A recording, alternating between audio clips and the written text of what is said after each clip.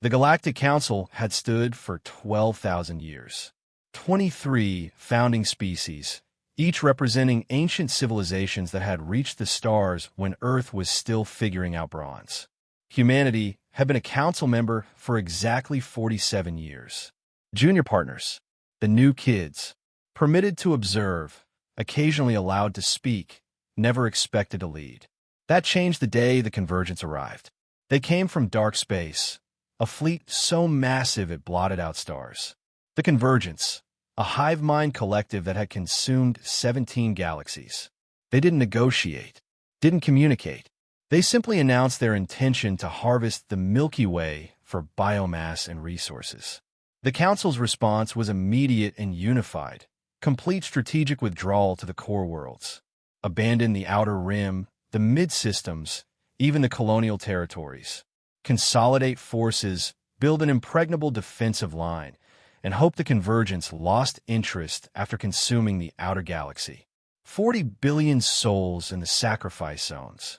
Acceptable losses, the Council decided. The math was clear. Humanity's representative, Ambassador Kwame Osei, stood in the Council chamber as the vote concluded, 22-1 in favor of retreat.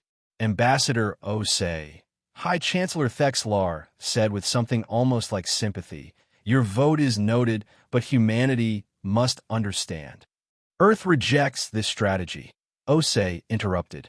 His voice carried across the chamber with unexpected steel. "We will not abandon 40 billion sentients. We will fight."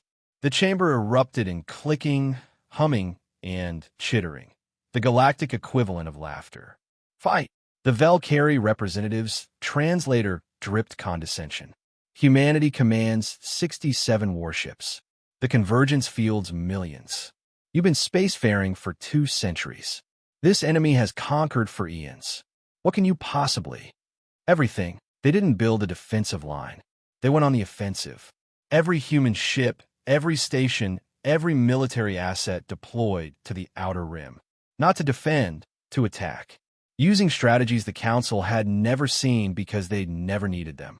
The Convergence learned about human warfare the hard way. Guerrilla tactics. Human ships didn't engage in honorable fleet battles. They struck from asteroid fields, dropped mines in nebulae, used hit-and-run attacks that the Convergence's hive coordination couldn't predict because it required independent, creative thinking. Scorched Earth. Humans weaponized everything. Stations became bombs. Colonies became traps. Even their own ships became kinetic missiles when ammunition ran low. Nothing was sacred when survival was at stake. Psychological warfare. Humans broadcast on every frequency. Music, poetry, defiant messages. It meant nothing to the Convergence's hive mind, but it meant everything to the 40 billion souls who realized someone was fighting for them.